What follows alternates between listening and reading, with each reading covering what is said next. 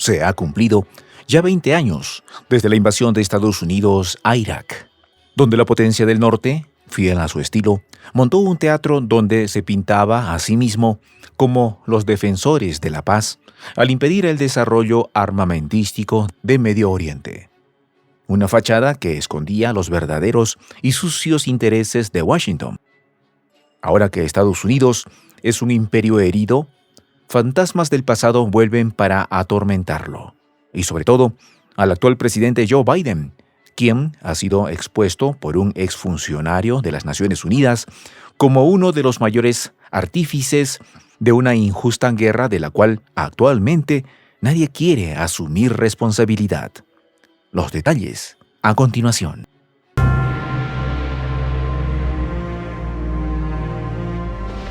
Voz de la Patria Grande. Hace 20 años, en marzo de 2003, las fuerzas militares de Estados Unidos, por órdenes del expresidente George Bush, invadieron la nación medio oriental de Irak, supuestamente por su preocupación de que el entonces presidente Saddam Hussein ocultaba armas ilegales de destrucción masiva, las cuales jamás fueron encontradas en territorio iraquí. Aunque el expresidente Bush jamás pidió disculpas públicas por su desastroso supuesto error de cálculo, en 2022 su conciencia le traicionó, pues en medio de un lapsus en donde pretendía condenar al presidente ruso por la operación militar en Europa del Este, admitió que la invasión de Irak fue totalmente injustificada y brutal.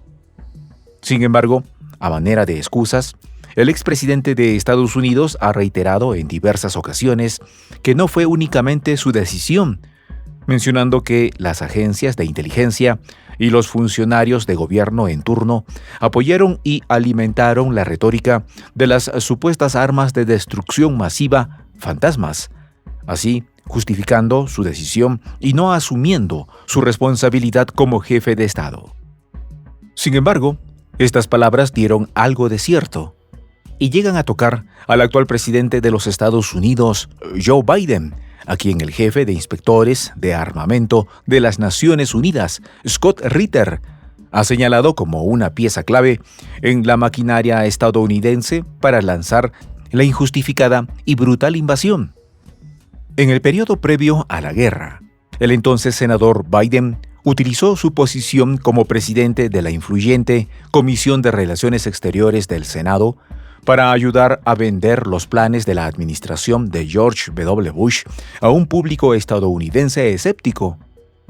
Pronunció discursos y organizó audiencias en el Senado para promover las falsas afirmaciones de la administración sobre el programa de armas de destrucción masiva de Saddam Hussein.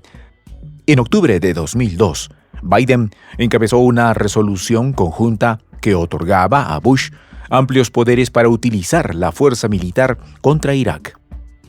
Joe Biden es una de las principales razones por las que Estados Unidos entró en guerra en Irak. Le gusta fingir que no desempeñó un papel tan importante, pero lo diré ahora y lo diré siempre. Joe Biden es un mentiroso, expresó Ritter. Joe Biden es un hombre que permitió que miles de estadounidenses fueran sacrificados por su orgullo, por su arrogancia, por su narcisismo, porque sabía que un día iba a ser presidente de Estados Unidos. A lo largo de una entrevista, en un video de 50 minutos de duración, el ex inspector de la ONU explicó cómo el gobierno estadounidense creó un falso pretexto para la guerra. Trató de intimidar a los disidentes para que guardaran silencio y porque Washington sigue sin aprender nada de su desastrosa intervención.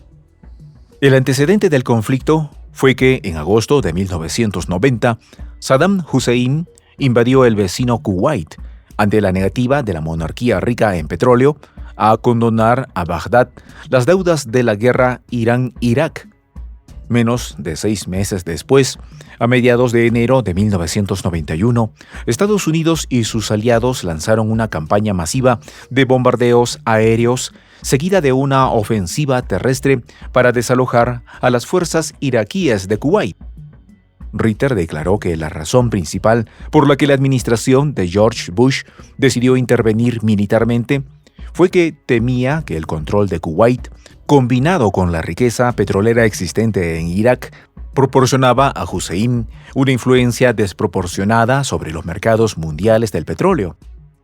El problema de este razonamiento, sin embargo, fue que a pocos estadounidenses, quienes estaban hartos de las interminables guerras, lo consideraron una razón poco convincente como para enviar tropas al extranjero. El cántico antibelicista más popular de la época era «No más sangre americana por petróleo». Tuvimos que remodelar este conflicto centrándonos no en la realidad geopolítica, sino en crear un enemigo de caricatura a partir de Saddam Hussein, afirmó. Cuando Bush se dirigió a una multitud en Dallas para recaudar fondos, dijo que Saddam Hussein era el equivalente en Oriente Medio al líder de la Alemania nazi y que por sus crímenes contra Kuwait tendría que haber un castigo similar. Aunque las fuerzas iraquíes se retiraron totalmente de Kuwait en febrero de 1991, la campaña de propaganda norteamericana contra Hussein siguió avanzando a toda velocidad. La nueva atención se centró en el supuesto programa de armas de destrucción masiva de Bagdad, que según Washington suponía un peligro para Estados Unidos y Oriente Medio en general.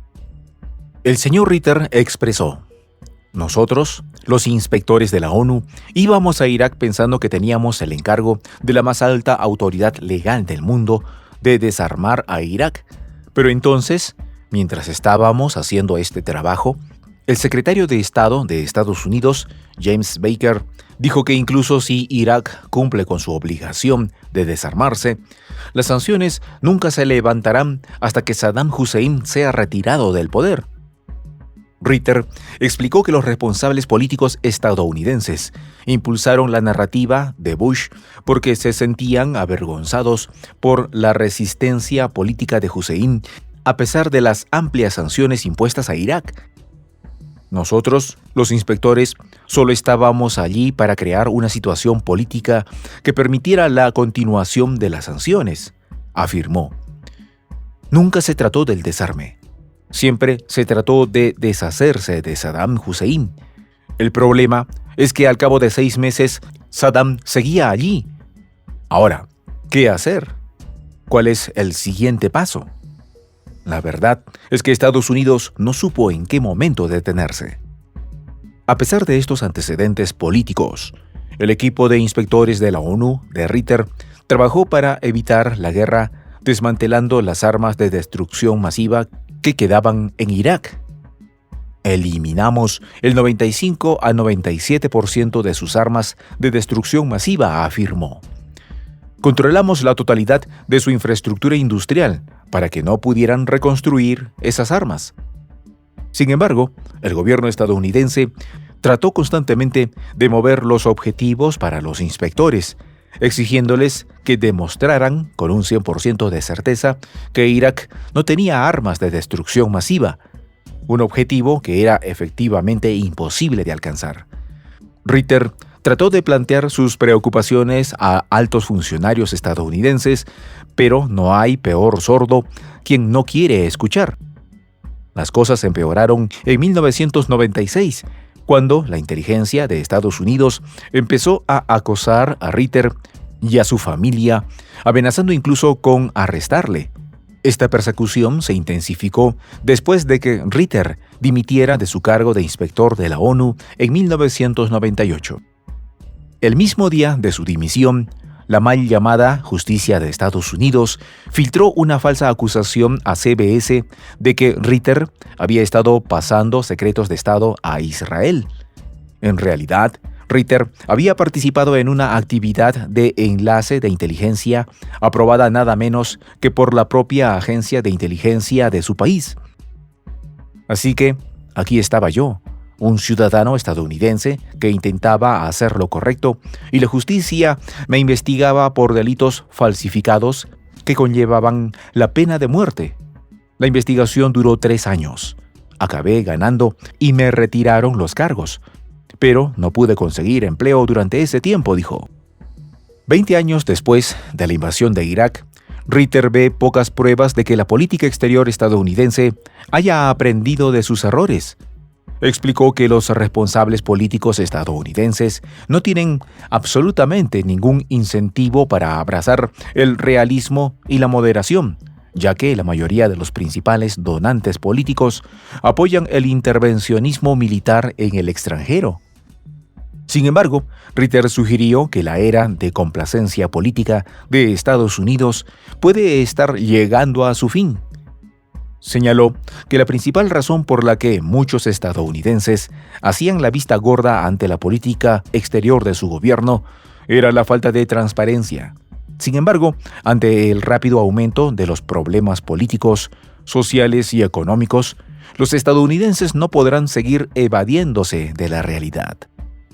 El señor Ritter concluyó diciendo: «Tenemos que curar la enfermedad, cicatrizar las heridas y volver a ser una nación de iguales, una nación que pueda sentarse a la mesa con el resto del mundo.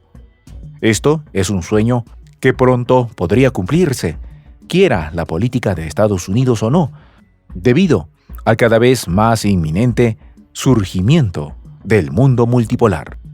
Soy el Juan José del Castillo, director del canal Prensa Alternativa. Si quieres ser parte de la comunidad de la Patria Grande, suscríbete a nuestro canal. Si es que quieres que te lleguen las notificaciones cada vez que subimos un video, activa la campanita. Si quieres apoyar a nuestro canal económicamente, puedes hacerlo a través de PayPal. El enlace está en la descripción del video.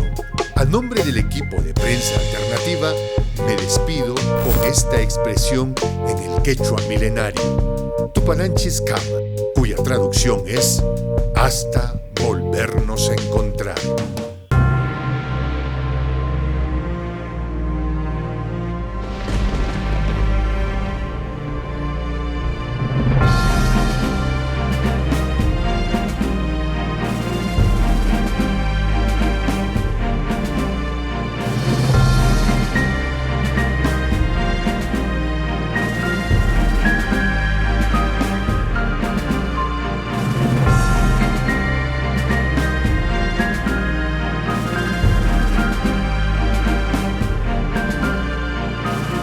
Voz de la Patria Grande.